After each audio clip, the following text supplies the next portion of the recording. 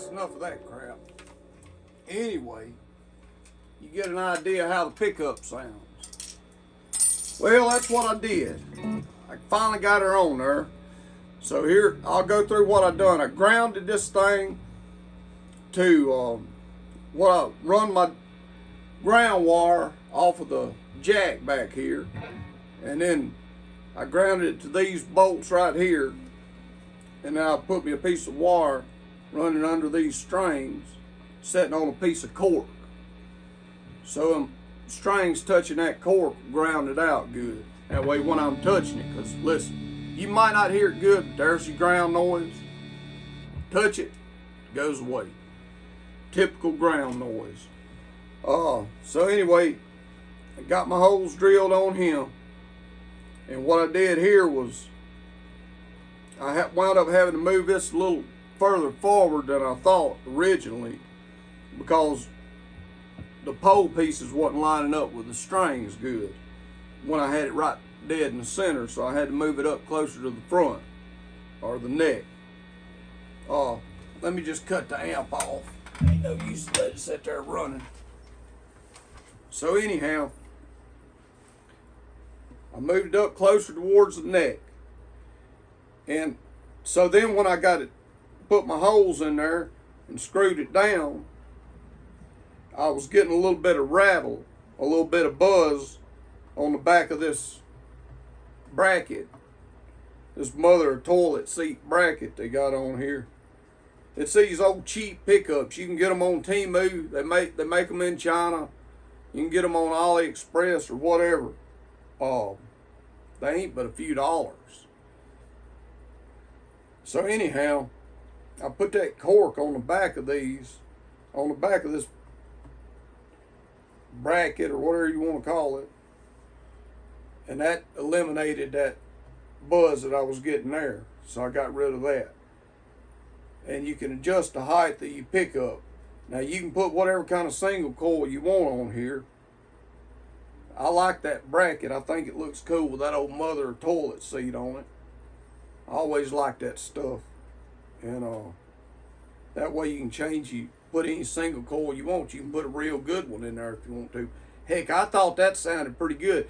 The idea with this guitar is to have a blues guitar. And I was thinking the old blues players, you know, they, back in the old, I think I seen a picture of Lead Belly holding a Stella guitar. They wasn't rich, you know. They had cheap guitars and whatever cheap crap they could pick up, they could put on it.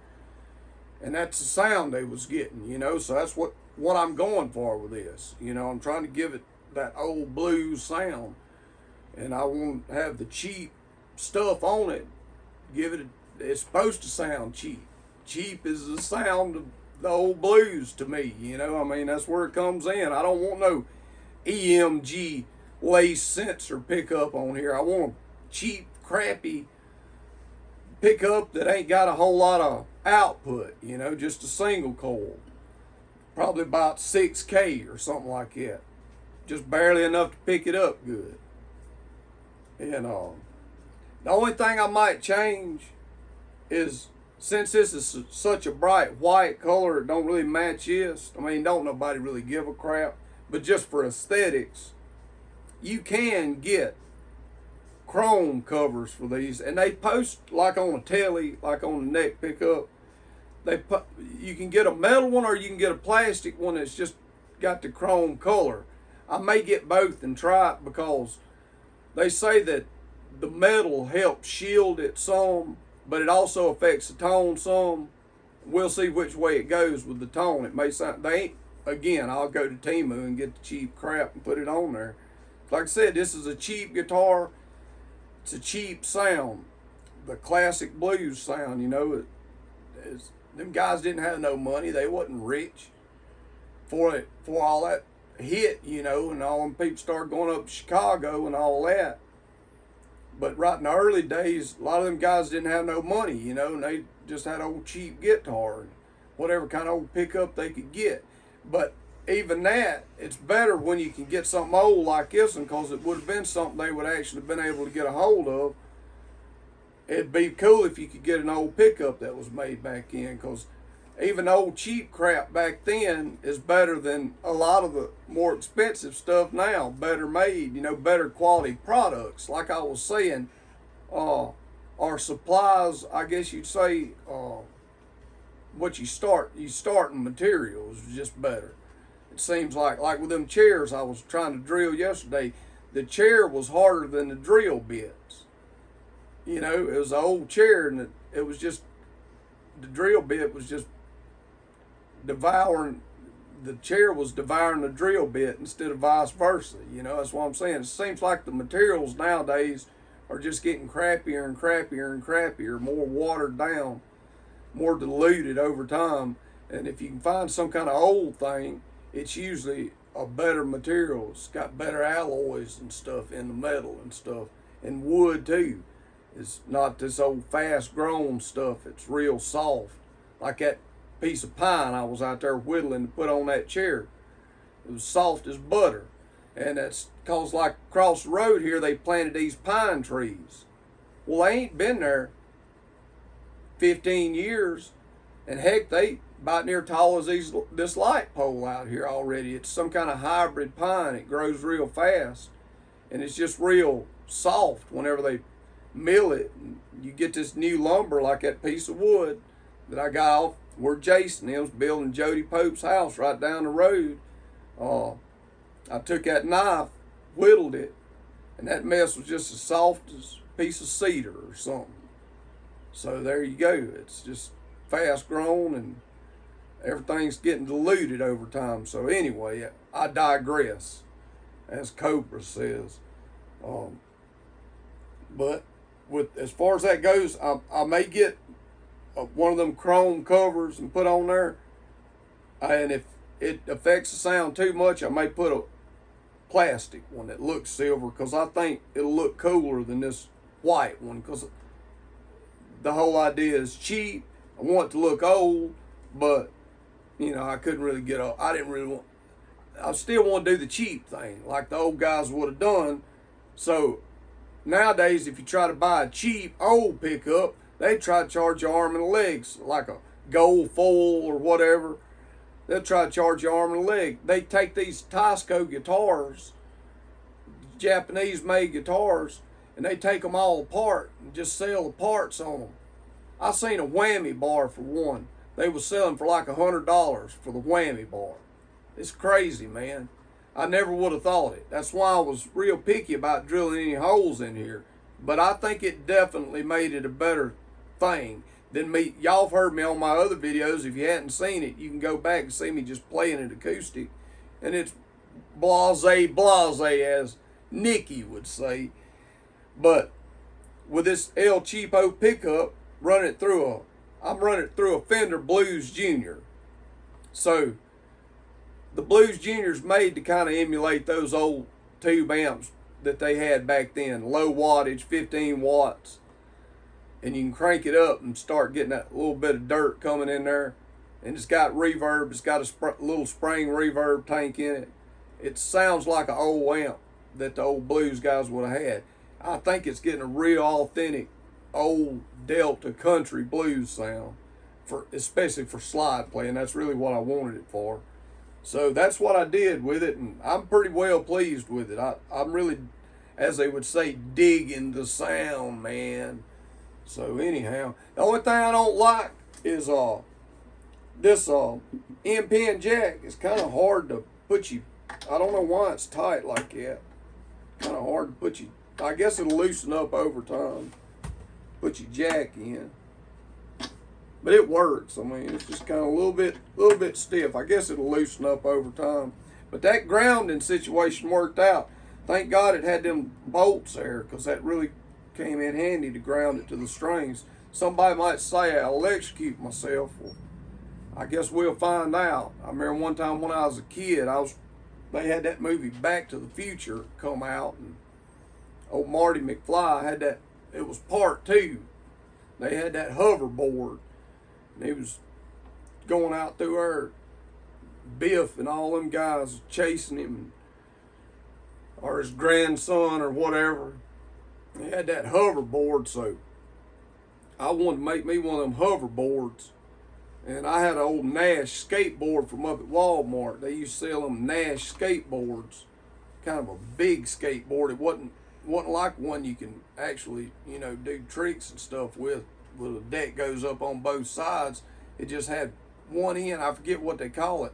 The back end just had ramped up. The front end was straight. I forget what they call them kind of boards, and they're a lot wider too. But it was a Nash. And a long board? No, it ain't a long board. They call it something else. I forget what they call it. I had a long board, and you will bust your butt on them, but they'll go fast. But I sold that. You remember that one I sold? That was you here?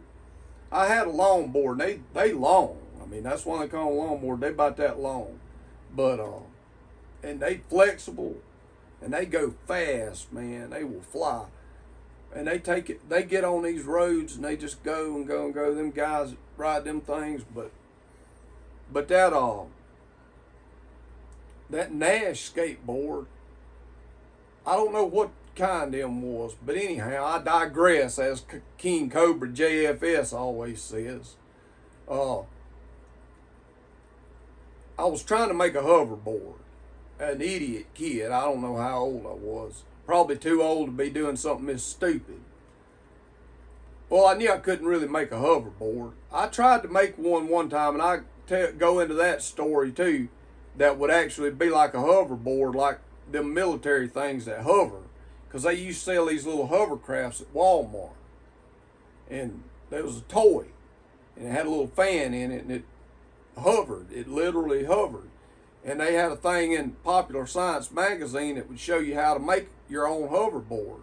You could order the plans. Well, I ordered that kit on there, and it showed how to make a hoverboard that was like a thing you would set on, it was triangle shape, and you'd use a vacuum cleaner motor and put on there, and you'd use like some shower curtain to make some skirts around these pods that would go on each.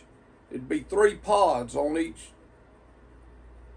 point of the triangle, and you connect that with PVC pipe, and it would have them skirts around it. Then you have a vacuum cleaner motor hooked up to it where it would blow air into it, and it'd push them skirts out, and it would hover. You could have a seat in the middle and sit on it.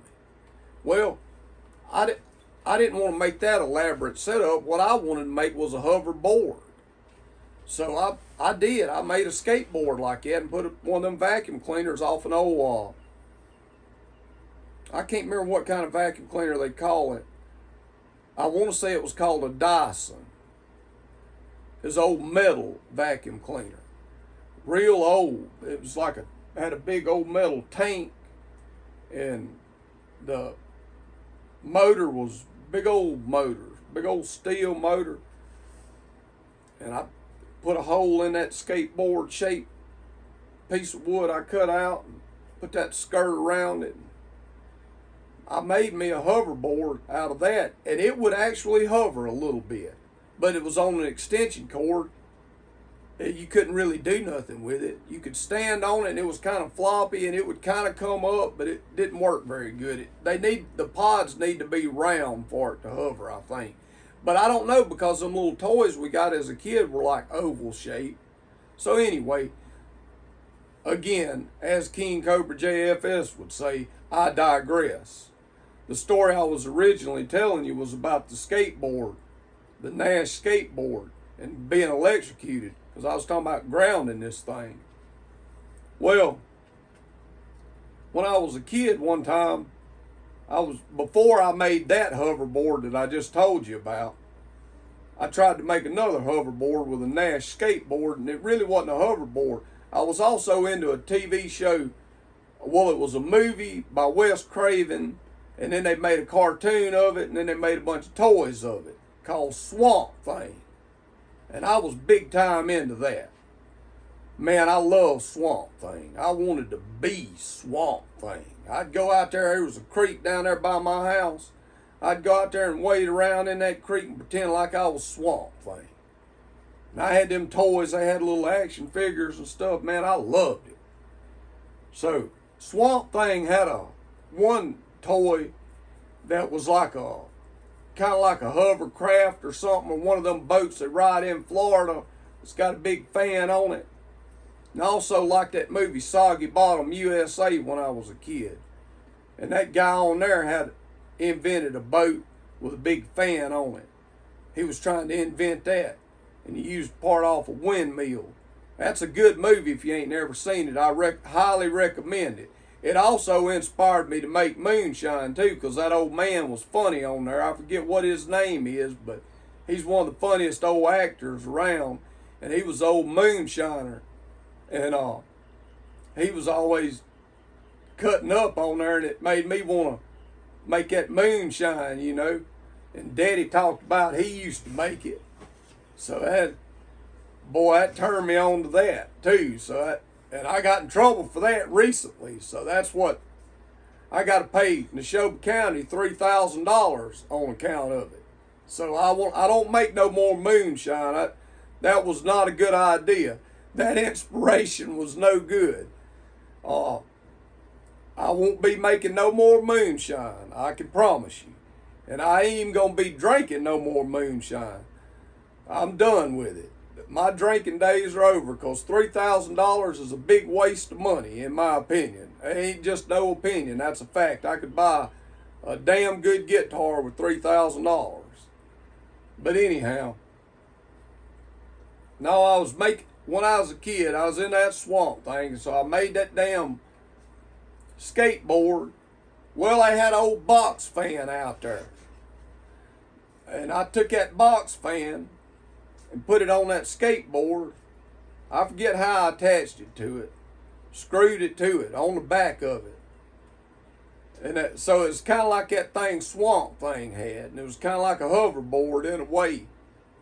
But not really hovering. I figured maybe that fan would push that skateboard.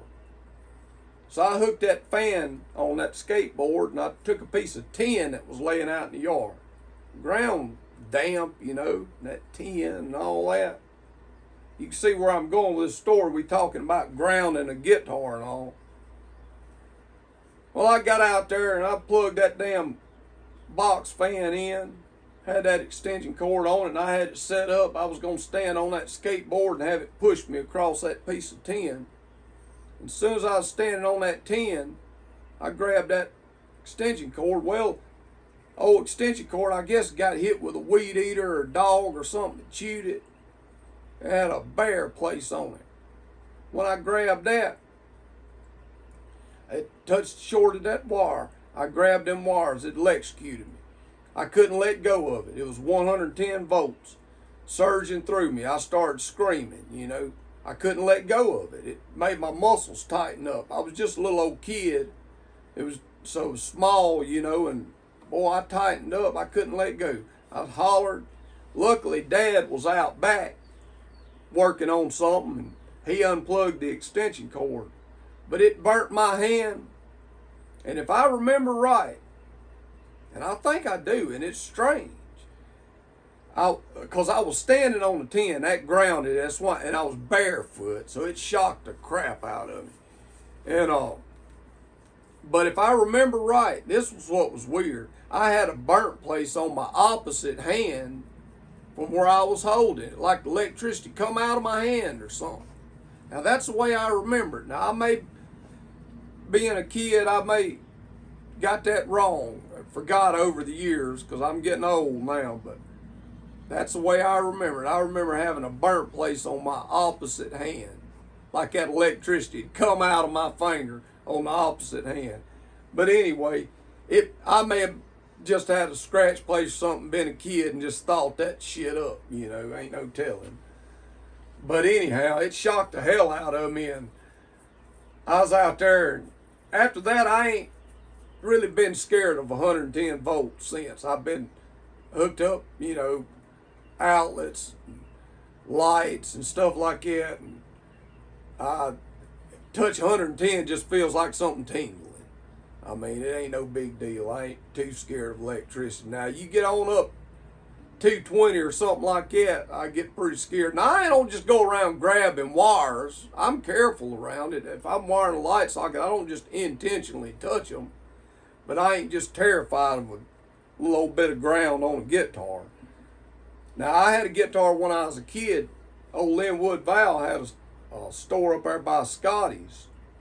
That was Scotty's brother. He had a store up there.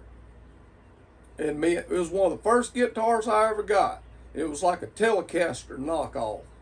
Me and Dad went up there and got that guitar and a PV amp from Linwood Val. I don't know if it might have been the wiring in the house, it might have been the amp, it might have been the guitar, but something in the setup, that thing would shock you. That Telecaster would shock your butt. So we took it back, and I've had a mic shock me plenty of times. So it ain't nothing new, it just depends on the wiring in a house. There's all kind of stuff.